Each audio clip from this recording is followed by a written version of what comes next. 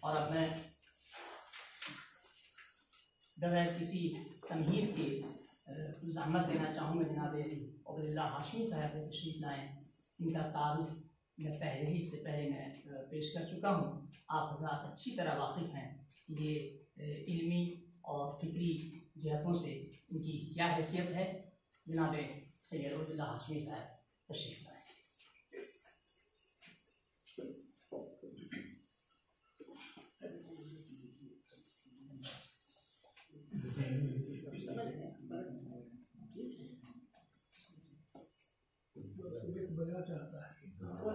نماز کا وقت ہوا ہے، ختم نہیں ہوا ہے. 1:30 بجے کا پروگرام ہو جائے گا نماز سے قبل.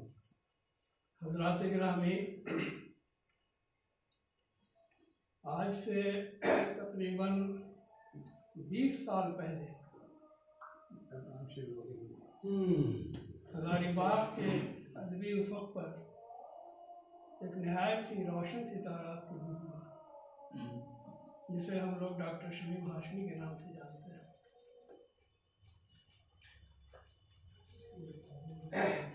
مرحوم